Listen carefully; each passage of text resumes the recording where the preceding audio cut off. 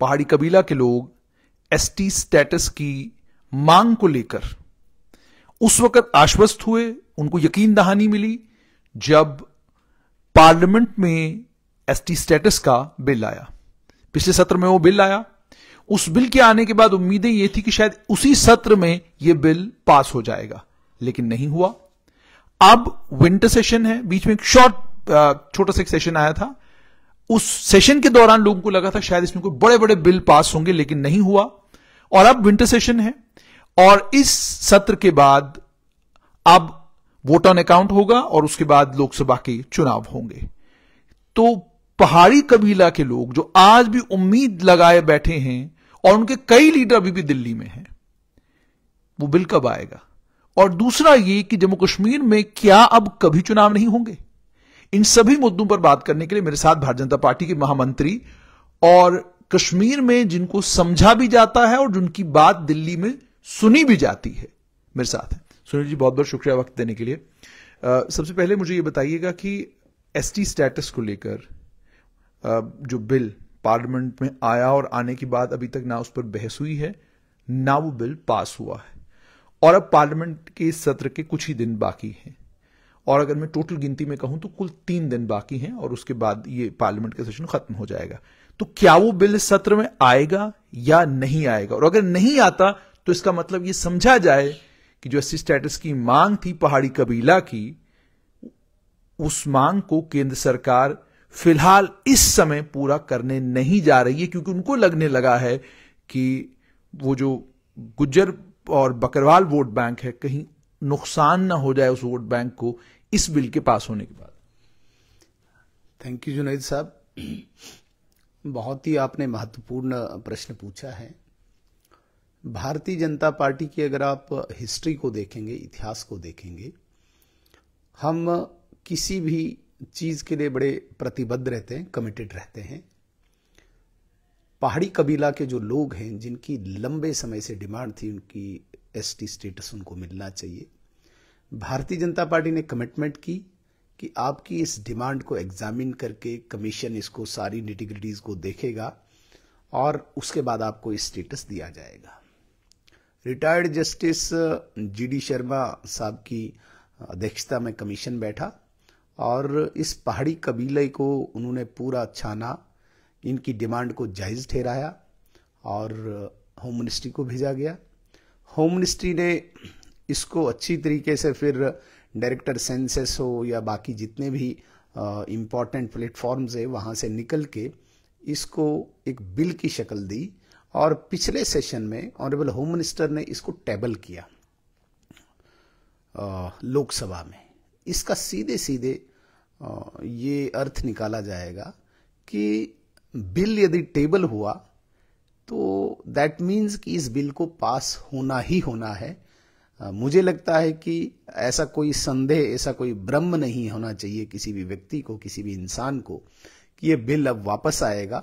और आदरणीय गृह मंत्री जी ने चाहे राजौरी हो चाहे बारामुल्ला में हो, दोनों जगह पे पहाड़ी कबीला के लोगों के साथ कमिटमेंट की है कि आपके इस बिल को पास किया जाएगा और आपको शेड्यूल ट्राइब का दर्जा दिया जाएगा। जहां तक आप बात करते हैं गुज्जर बकरवाल भाइयों की, उसमें कुछ लोग इसका विरोध कर रहे थे और उन लोगों के साथ भी मैं कहूंगा कि जितने भी इस प्रकार के ऐसे लोग थे उनके साथ भी गृह मंत्रालय की बात हुई है और जितने गुज्जर बकरवाल के रिप्रेजेंटेटिव्स हैं, प्रतिनिधि हैं इस समाज के, उनके साथ लगभग जून या जुलाई में उनके साथ बड़ी एक मैराथन डिस्कस हुआ है और आदरणीय गृह मंत्री जी ने उनको आश्वस्त किया था, एश्योर किया था कि आपके इस 10% के कोटा को, चाहे वो एडमिशंस हैं चाहे वो एम्प्लॉयमेंट है, बिल्कुल भी इसमें कोई भी रत्ती भर कटौती नहीं होगी।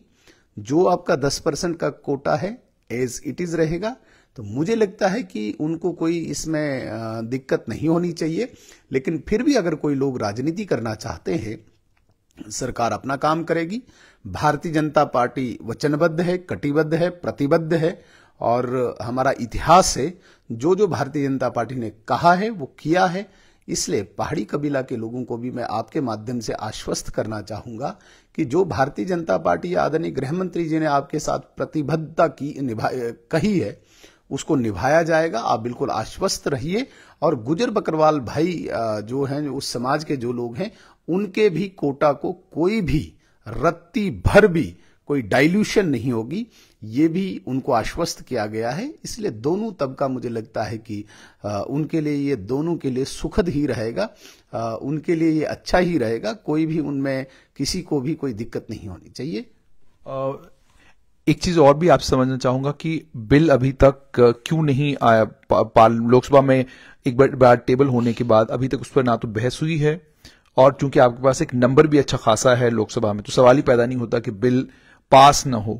तो आखिरकार इतना समय क्यों लग रहा है? क्या जो एजिटेशन जम्मू में शुरू हुई है, क्या उसका असर है, या कोई और वजह है जिसके चलते अभी तक बिल टेबल नहीं किया गया है?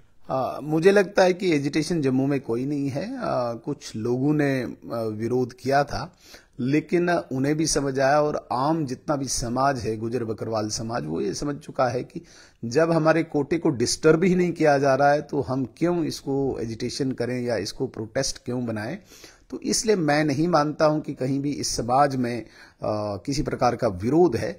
ये ठीक बात है कि कुछ लोग राजनीति से प्रेरित होकर कुछ चीजों को बिल नहीं आया इतने दिनों तो पार्लियामेंट में आप उस दिन भी ला सकते थे जिस दिन आपने ओबीसी का किया, जिस दिन आपने बाकी समाजों को। उसी पे मैं आ रहा हूं। मैं सिर्फ ये कहना चाह रहा था कि भारतीय जनता पार्टी हो या केंद्रीय सरकार हो, बिल्कुल एजुटेशन का या कोई किसी प्रोटेस्ट के डर से या दबाव से बिल नहीं रुका है।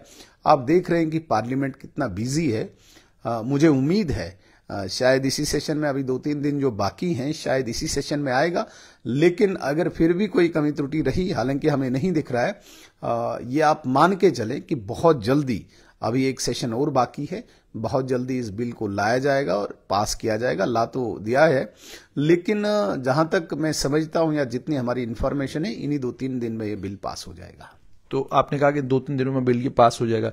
चूंकि आप एक राजनेता भी हैं और राजनीति को बहुत बेहतर समझते हैं, क्या आपको लगता है कि इस बिल के पास होने के बाद गुजर बकरवाल समुदाय एजिटेट कर सकता है? क्योंकि पिछले दिनों देखने में ये मिला कि गुजर बकरवाल समुदाय के कुछ लीडर जो हैं, वो भारतीय जनता पार्टी के हेडक्वार्टर पर उन्होंने प्रेस कॉन्फ्रेंस की, और प्रेस कॉन्फ्रेंस करके उन्होंने बताया कि नहीं, हमारे एसटी कोटे को कोई नुकसान नहीं होगा, ये नहीं होगा, वो नहीं होगा।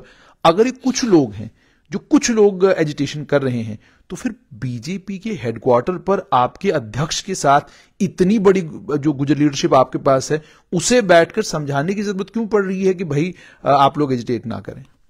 देखिए, उस प्रेस कॉन्फ्रेंस में मैं भी बैठा था। मैंने ही वो ऑर्गेनाइज की थी, क्योंकि जनरल सेक्रेटरी के होने के नाते मैं भी उस प्रेस कॉन्फ्रेंस में था।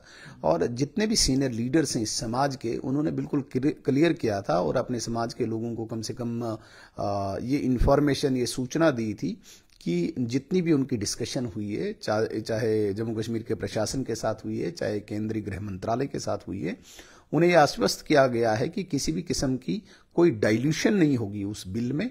इसलिए कोई भी समाज का कोई भी व्यक्ति गुमराह न हो। जहां तक आप बात करते हैं कि हमारे अध्यक्ष जी की या किसी और नेता की कि हमें इसकी आवश्यकता पड़ रही है समाज के साथ बैठने की, वो तो एक रूटीन प्रोसेस है हमारा। गुजर बकरवाल समाज हो, पहाड़ी समाज हो, ओबीसी समाज हो, एससी हो, एसटी हो, आम समाज हो, सबके साथ हम बैठते रहते हैं और विभिन्न विषयों पे चर्चा होती है। ये भी एक विषय है, इस पे चर्चा हुई होगी। अन्यथा मैं ये कहूंगा कि पर्टिकुलरली विशेष रूप से इसी बिल के लिए कोई समझाया गया है, ऐसा बिल्कुल भी नहीं है। गुजर बकरवाल समाज के लोग, जितने भी इंटेलेक्चुअल तबका है, बुद्धिजीवी तबका है, वो ये समझता है कि इस बिल के आने से इस समाज को, इस तबके को कोई दिक्कत नहीं होगी, क्योंकि वो पहले ही क्लियर कर दिया गया है कि चाहे एडमिशन का कोटा है, चाहे एम्प्लॉयमेंट का कोटा है, बिल्कुल भी इसको छेड़ा नहीं जाएगा। सुनिए जी, एक और चीज जो बार बार कई फोरम्स पर मैंने सुनी भी, उसमें ये कहा गया कि जो हिस्टोरिकली देखा है, भारतीय जनता पार्टी के लोग भी एनालाइज करते रहते हैं, खासतौर पर वोट को ध्यान में रखते हुए, कि गुजर बकरवाल समुदाय का जो वोटर है वो उसका प्रेफरेबली उसने हर समय जो है रीजनल पॉलिटिकल पार्टीज को वोट दिया है, भारतीय जनता पार्टी को वोट नहीं दिया है। एक तो ये, दूसरा ये, आपकी अपनी कैलकुलेशन क्या है इस एसटी के बिल के पास होने के बाद? आपकी अपनी पॉलिटिकल कैलकुलेशन क्या है? क्या लगता है आपको, वो जो आपका सपना है कि आप एक सीट मुस्लिम बहुमूल्य इलाके से, मुस्लिम इलेक्टोरेट के जरिए आपको सीट मिले और राजौरी पुंछ की जो 9 सीटें हैं वो 9 की 9 सीटें आपकी हो जाएं, क्या ये सारी कैलकुलेशन आप करके बैठे हैं या आपको लग रहा है कि ऐसा कोई पॉलिटिकल मोटिव आपका नहीं, आप तो बस समाज सुधार के लिए चाहते हैं कि एसटी स्टेटस उनको मिले? जो पहली बात आपने कही कि गुजर बकरवाल का प्रेफरेंस रीजनल पॉलिटिकल पार्टीज है, इसमें कोई शक नहीं हो सकता है, लेकिन बावजूद इसके गुजर बकरवाल को केंद्रीय सरकार ने उनको पॉलिटिकल रिजर्वेशन दी, चाहे पंचायत है, चाहे म्यूनिसिपल है, चाहे वो तो डाइल्यूट हो रही है, उसमें तो सब आ रहे हैं एसटी में। मेरा ये कहना है, देखिए एसटी सिर्फ राजौरी पुंछ में नहीं है, एसटी डोडा में है, एसटी राजौरी में, एसटी रामबन में, एसटी कठवा में है, एसटी सांबा में है। तो कठवा वालों को तो नहीं मिल रहा है ना एसटी, या डोडा के लोगों को नहीं मिल रहा है। डाइल्यूट दैट मीन्स कि सिर्फ 6 सीटों पे ही है ना वो, तो बाकी तो नहीं है। गांधरबल में भी है, कुपवाड़ा में भी है, तो सिर्फ 2 डिस्ट्रिक्ट के लोगों को आप मिक्स करके ये नहीं कह सकते कि वो डाइल्यूट हो गया है। वो 6 सीटें इफेक्टेड हो सकती है, मैं मानता हूं, लेकिन बाकी गुजर बकर वालों को तो कोई डाइल्यूशन नहीं हुई ना, पॉलिटिकली भी अगर देखा जाए तो। मेरे कहने का ये तात्पर्य कि अगर उनका प्रेफरेंस कोई भी रीजनल पॉलिटिकल पार्टी से, बावजूद उसके भारतीय जनता पार्टी की सरकार ने उनको पॉलिटिकल रिजर्वेशन दिया है। हमने इनको पीआरआईज में दिया है, म्यूनिसिपलिटी में दिया है, और अभी असेंबली में भी 9 सीटों का आरक्षण प्रावधान किया गया है। मेरे कहने का बिल्कुल ये अर्थ है कि Bharatiya Janata party vote bank के नजरिए से किसी भी तबकों को नहीं देखती है, इसलिए हमने कोई ऐसी कैलकुलेशन नहीं की है कि हमें इससे क्या लाभ होगा, क्या हानि होगी। भारतीय जनता पार्टी कोई तबके को कंसीडर नहीं करती है, भारतीय जनता पार्टी किसी जाति को लेके कोई कंसिडरेशन नहीं करती है कि भाई हमें वोट बैंक इसका मिलेगा। जो डिप्राइव्ड लोग हैं, जो इग्नोर्ड लोग हैं, जिनको आज तक दरकिनार किया गया है, ऐसे लोगों की सेवा के लिए और उनकी इंप्रूवमेंट के लिए भारतीय जनता पार्टी वचनबद्ध है, और उसी वचनबद्धता को निभाते हुए हमने इन पहाड़ी लोगों को एसटी स्टेटस दिया है। और उसके बदले में कभी भी हम ये कैलकुलेशन नहीं करते हैं कि इसमें हमें वोट कितना कन्वर्ट होगा। ये बिल्कुल नरेंद्र मोदी जी की पॉलिसी नहीं है, इसलिए जातिगत धर्म संगत कोई ऐसी पॉलिसी हम नहीं लाते हैं जिससे हमें वोट की कोई आकांक्षा हो, अपेक्षा हो, इच्छा हो। हम बिल्कुल ये बताइए कि डोडा के लोग मतलब जो आम डोडा का नागरिक है वो भी आपसे नाराज है, वो ये कहते हैं जी कि पाडरी ट्राइब को तो एसटी दे दिया, लेकिन हम तो सारे पहाड़ों पर रहते हैं, हमें एसटी क्यों नहीं?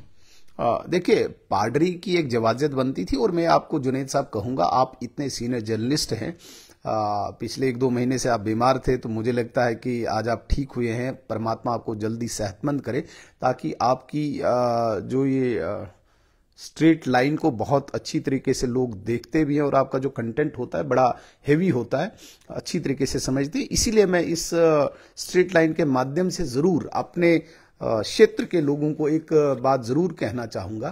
ये रिटायर्ड जस्टिस जीडी शर्मा साहब की अध्यक्षता में जो कमीशन बना, मुझे नहीं लगता है कि डोडा हो, गंदो हो, भद्रवा हो, कास्तीगढ़ हो, रामबन हो, किश्तवाड़ हो, नागसिनी हो, मड़वा हो, वाड़वन हो, कहीं भी क्षेत्र का एक भी व्यक्ति उनके सामने गया हो और पूरा लॉजिकल तर्क संगत बात कही हो, एक्सेप्ट पाडरी।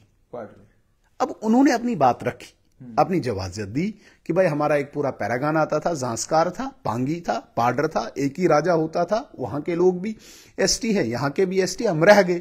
उन्होंने पूरे तर्क दिए, पूरे लॉजिक्स दिए, और जीडी शर्मा साहब जो थे वो बिल्कुल उनकी बात से बिल्कुल जिसे कहेंगे हम संतुष्ट हो गए।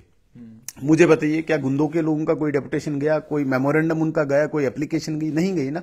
तो अचानक ही जीडी शर्मा साहब को कैसे सपना आएगा कि भाई कहीं लोगों को देना चाहिए, है ना।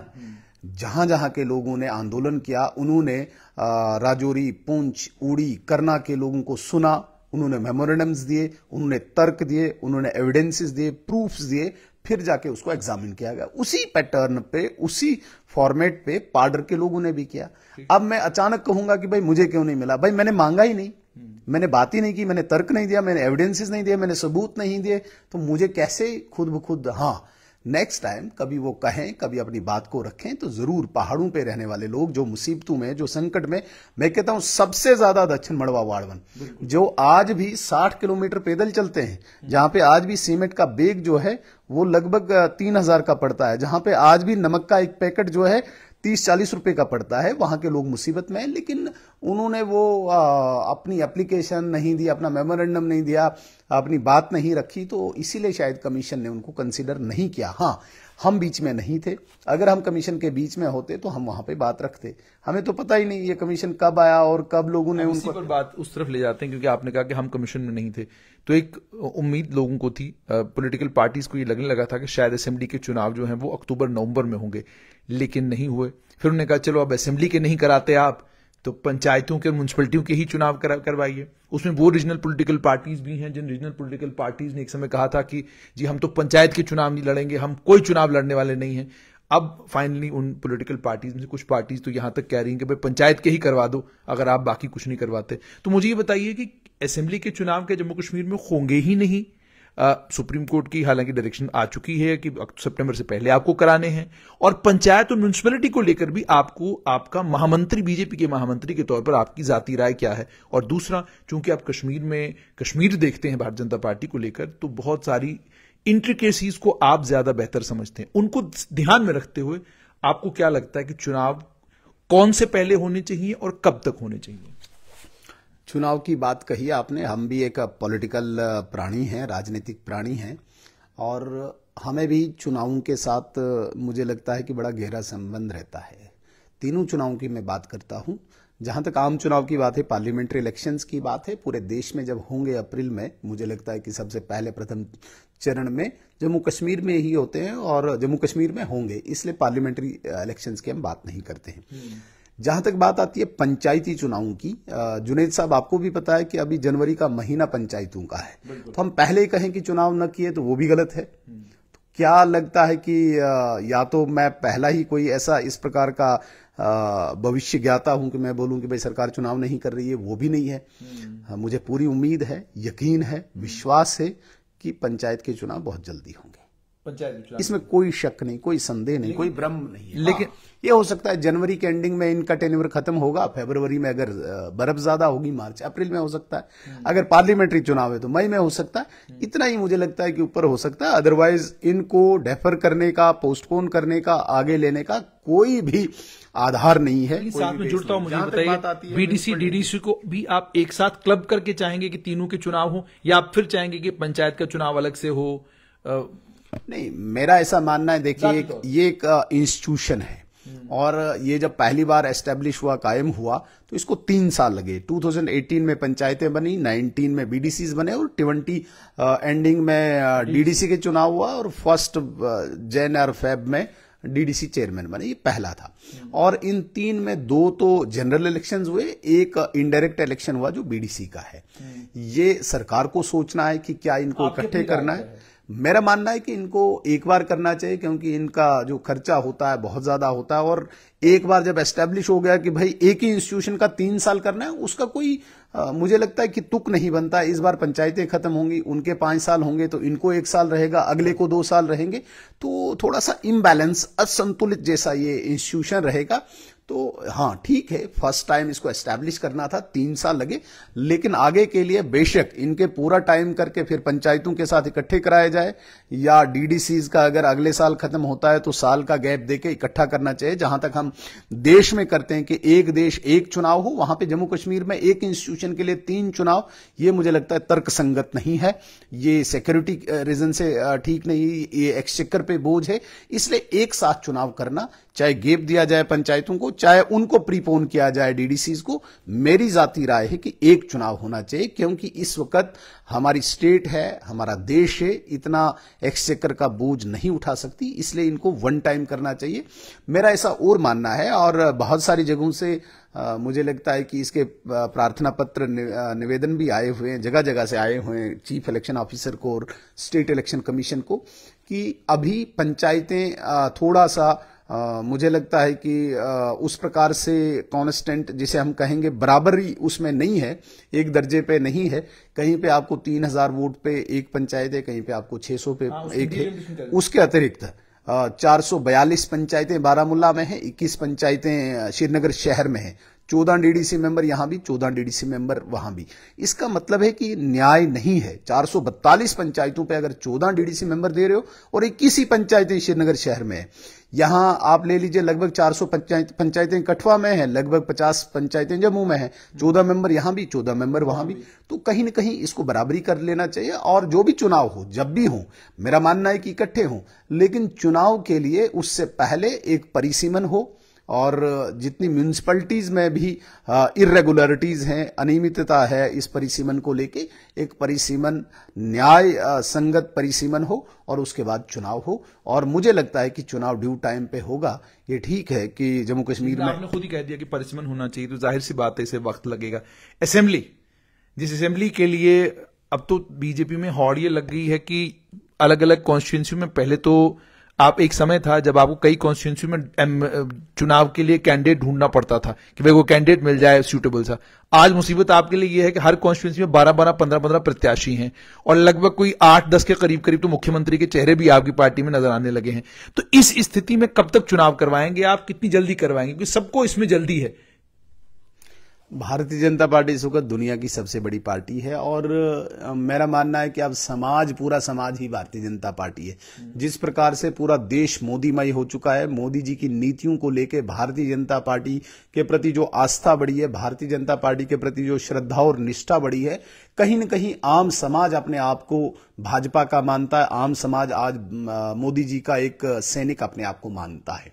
तो इस सूरत में जाहिर है कि भाई चाहे कॉन्स्टिट्यूंसी हो, चाहे पंचायत हो, चाहे पार्लियामेंट हो, चेहरे सब मिलेंगे आपको। लेकिन Bharatiya Janata party disciplined organisation है। आपने देखा होगा अभी 3 स्टेट्स में इतने बड़े 3 दिग्गज, उनको कहा गया कि अभी आपको संगठन का काम करना, एक शब्द भी नहीं निकला।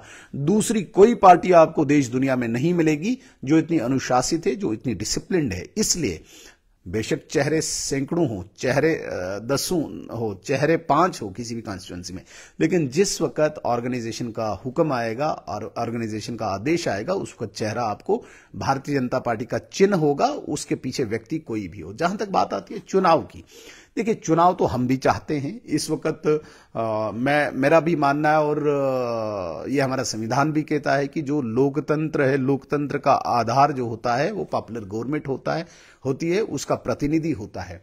लेकिन यहां पे रिऑर्गेनाइजेशन हुआ था, रिऑर्गेनाइजेशन के बाद यहां पे परिसीमन हुआ, परिसीमन के बाद इलेक्टोरल रिवीजन हुआ, वो सारी एक प्रक्रिया हुई। अब सुप्रीम कोर्ट भी बीच में आया है, उन्होंने भी कहा है कि भाई 30 सितंबर तक होना चाहिए। मुझे लगता है कि इन सारी चीजों को देखते हुए जो इलेक्शन कमीशन ऑफ इंडिया है, कहीं न कहीं उन्होंने भी अपनी राय बनाई होगी, अपना मन बनाया होगा। अब जब सुप्रीम कोर्ट ने भी कहा है, अब चीजें भी बिल्कुल ठीक हो रही है, तो कहीं न कहीं चुनाव मुझे लगता है कि 2024 में होगा और हमें इसके लिए तैयार भी होना चाहिए। बाकी इलेक्शन कमीशन ऑफ इंडिया का सोचना है, उनकी अपनी एनालिसिस है, उनका अपना विश्लेषण है। एक छोटा सा सवाल इससे जुड़ा हुआ मैं आपसे पूछना चाहूंगा, जो थोड़ा सा मुझे जम्मू कश्मीर के हालात को ध्यान में रखते हुए जो चीजें मेरे जहन में आ रही हैं। आपकी जुलाई में अमरनाथ यात्रा शुरू होती है, अगस्त का पूरा महीना उसी में चला जाता है, तो सवाल ही पैदा नहीं होता कि आप सुरक्षा कर्मियों को इस काम पे लगा दें कि भाई हम अगस्त के महीने में, क्योंकि अगर आपको चुनाव सितंबर में कराने हैं तो इसका मतलब ये होगा कि नोटिफिकेशन उसकी आपको जुलाई में या जून में जारी करनी है। तो एक तो वो चीज, दूसरा मई में आपके लोकसभा के चुनाव हैं, उसकी भी तैयारी होगी। लोकसभा के चुनावों के बाद सरकार बनने की प्रक्रिया होगी, तो ये जून का सारा महीना उसमें चला गया। फिर आप जुलाई अगस्त में अमरनाथ यात्रा में व्यस्त हो गए। तो कुल मिलाकर बात ये समझ में आ रही कि सुप्रीम कोर्ट ने तो कह दिया कि सितंबर में चुनाव करवाइए, लेकिन लग अभी भी ये रहा है कि सितंबर में चुनाव कराना संभव नहीं हो पाएगा, जो परिस्थितियां जम्मू कश्मीर में है। तो आपको खुद क्या लग रहा है कि एक ideal date as a BJP member क्या आपको लग रही है कि सितंबर के बाद भी अगर कराना पड़े तो अक्टूबर नवंबर तक चुनाव होंगे? आपका बिल्कुल सही कहना है कि भाई अमरनाथ यात्रा हमारे लिए बहुत बड़ी चैलेंज होती है, सिक्योरिटी पॉइंट ऑफ व्यू से, बाकी क्लाइमेटिक पॉइंट ऑफ व्यू से बहुत सारी चैलेंजेस होती है। सारी एडमिनिस्ट्रेशन उसमें व्यस्त होती है, सारी सुरक्षा बल उसमें व्यस्त होते हैं। तो अगस्त में पॉसिबल नहीं हो पाएगा, और जब नोटिफिकेशन निकालनी हो तो कम से कम 20 दिन पहले वो नॉमिनेशन फाइल करना है, उसके 20 दिन बाद चुनाव होगा, फिर उसमें चरणबद्ध तरीके से करना है, फेज्ड मैनर में करना है, तो एक लंबा टाइम लगता है। सितंबर 30 डजंट मीन्स कि भाई 30 ही है, वो अक्टूबर नवंबर भी हो सकता है, दिसंबर तक भी हो सकता है। और यदि इलेक्शन कमीशन ऑफ इंडिया का मन बने तो मुझे लगता है कि आइडियल डेट नवंबर हो सकता है, जिसमें पहले भी हुए हैं और अभी भी नवंबर में मुझे लगता है कि कोई दिक्कत नहीं आएगी। हमें उम्मीद है कि सितंबर की डेट जो ऑनरेबल सुप्रीम कोर्ट ने दी है, अक्टूबर हो सकता है, नवंबर हो सकता है, इतना ऊपर नीचे तो मुझे लगता है कि कोई बड़ी बात नहीं है और होगा भी, होना भी चाहिए। बहुत बहुत शुक्रिया। तो आपने सुन लिया भारतीय जनता पार्टी के महामंत्री का इनका साफ तौर पर यह कहना है, जहां तक एसटी स्टेटस का ताल्लुक है, दावेदार बहुत हैं, लेकिन जिन लोगों ने अपनी दावेदारी कमीशन के सामने रखी उनकी दावेदारी को पक्का माना, इसलिए केंद्र सरकार ने तय किया है कि एसटी स्टेटस पहाड़ी कबीला के लोगों को, पार्टी ट्राइब और उसके अलावा अन्य कुछ और ट्राइब से जिनको मिलने जा रहा है। दूसरी बड़ी बात, चुनाव जम्मू कश्मीर में होने चाहिए, पंचायतों के भी होने चाहिए, म्युनिसिपैलिटियों के भी होने चाहिए, मगर बड़ी एक और इंपॉर्टेंट बात उन्होंने ये कही, परिसीमन की जरूरत है। आप 13 पंचायतों के ऊपर 14 डीडीसी मेंबर बना रहे हैं और दूसरी तरफ आप 400 पंचायतों के ऊपर 14 डीडीसी मेंबर बना रहे हैं, किसी भी तरीके से सही नहीं है, इंसाफ नहीं है। परिसीमन करने की, डिलिमिटेशन की जरूरत है। यही बात इलेक्शन कमीशन से जुड़े हुए कुछ और लोगों ने कही थी। अब देखना यह होगा कि जम्मू कश्मीर में होता क्या है, पर एक बात तो पक्की है कि जम्मू कश्मीर का माहौल और मिजाज आहिस्ता आहिस्ता बदलने लगा है।